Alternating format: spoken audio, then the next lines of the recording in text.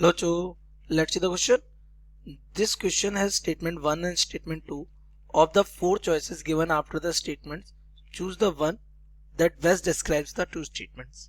तो आपका क्वेश्चन क्या है? If two springs S1 and S2 of force constant K1 and K2, दो springs हैं, एक का force constant K1 एक का K2 है, respectively are stretched by the same force. Same force से stretch होते हैं.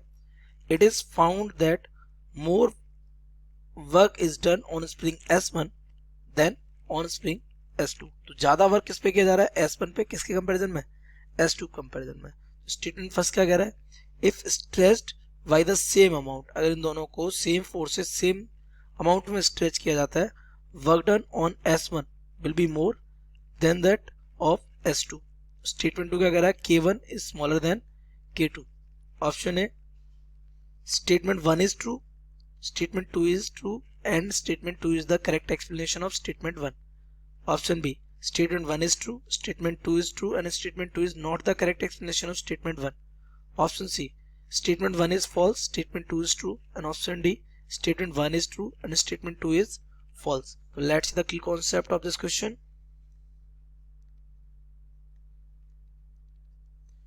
The key concept of this question is that whenever the force acts on the spring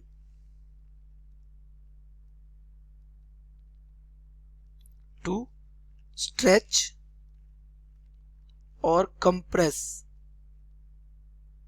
it, spring exert a restoring force to get its original shape या mean position within elastic limit. ये सो यहाँ पे हम Hooke's law लगाते हैं, तो आई Hooke's law जो हमारा फोर्स होता है that is directly proportional to what X, that means the displacement, और डायरेक्शन में कैसा होता है?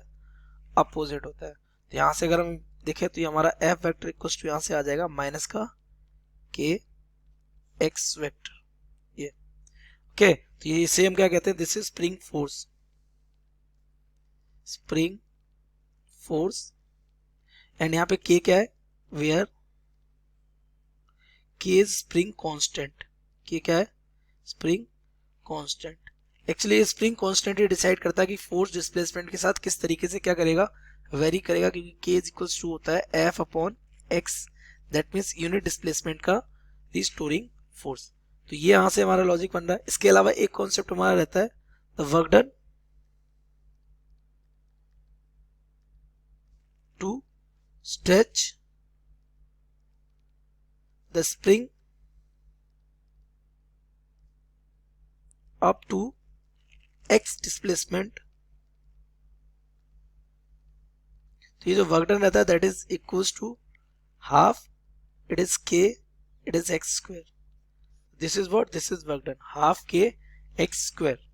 तो सबसे पहले देख लेते हैं हमें गिवन क्या है. तो हमें गिवन है कि दोनों स्प्रिंग पे फोर्स कैसा लग रहा है? सेम. दोनों स्प्रिंग के फोर्स कांस्टेंट कैसे हैं? अलग अलग. फोर्स कांस्टेंट है, spring constant.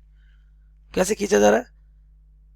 Are stretched by the same force. किससे? सेम फोर्स से स्ट्रेच हो रहे हैं. तो F1 will be equal to what? F2.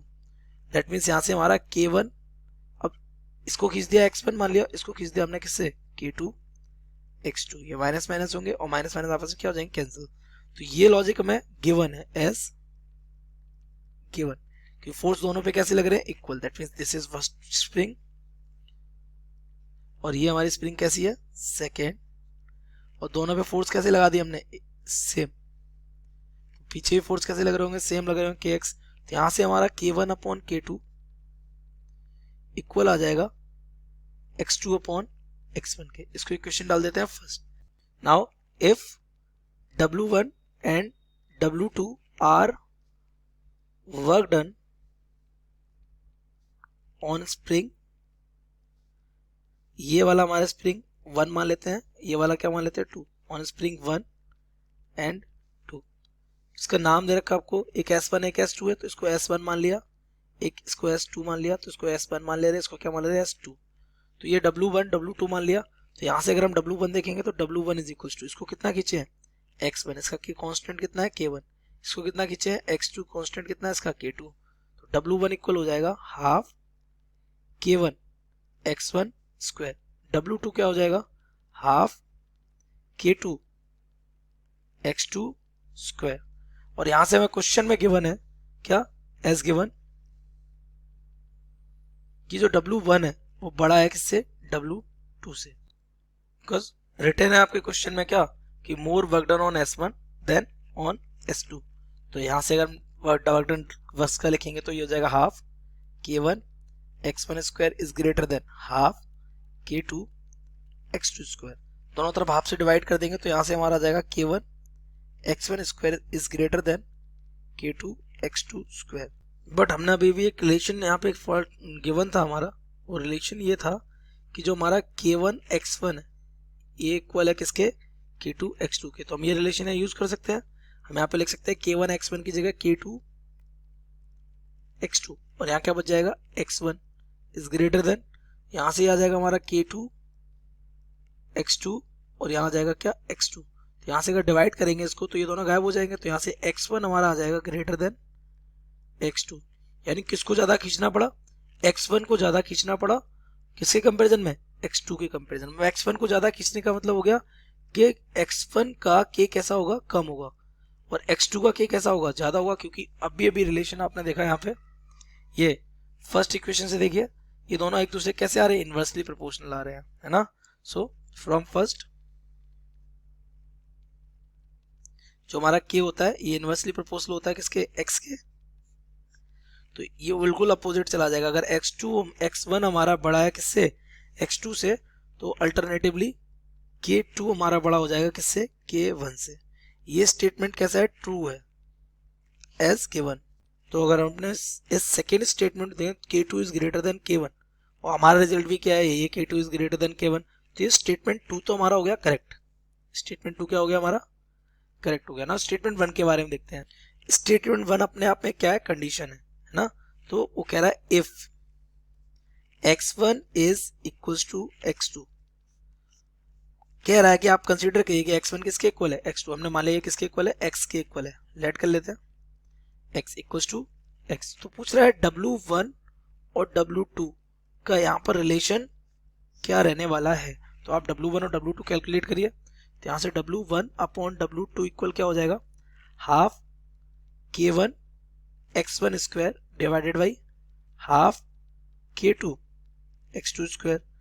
ये तो क्लियर है। यहाँ से W1 upon W2 equal to half से हाफ कैंसिल हो जाएगा, और यहाँ से X1 भी X है तो ये X square divided by K2 ये हमारा हो जाएगा X स्क्वायर, ये कैंसिल हो जाएगा। W1 अपॉन W2 यहाँ आ जाएगा K1 अपॉन K2। अब देखिए अभी भी आपने क्या रिजल्ट निकाला था, K2 बड़ा है, K2 is greater than K1, तो K2 बड़ा है K1 छोटा है। तो since K2 is greater than K1 तो आपको पता है ये वैल्यू कैसी आएगी, K1 is K1 upon K2 is smaller than 1। K2 बड़ा होगा तो ये 1 से छोटा आएगा, और ये इक्वल है इसके, तो this will be smaller than what, 1। ये रिजल्ट हमारा बनेगा। That means we can say W1 upon W2 is smaller than 1। That means W1 is smaller than W2। ये रिजल्ट आ रहा है। हमारे स्टेटमेंट के अकॉर्डिंग क्या आ रहा है कि क्या कह रहा है, stress by same amount work done on S1 will be more. क्या S1 पे वर्क डन मोर है, S1 पे वर्क डन मोर नहीं लेस है, तो यहाँ पे कह रहा है कैसा मोर, तो ये स्टेटमेंट कैसा हो जाएगा, इनकरेक्ट। तो statement 1 incorrect, statement 2 is correct. तो statement 1 is false, statement 2 is true, option C is correct. The correct option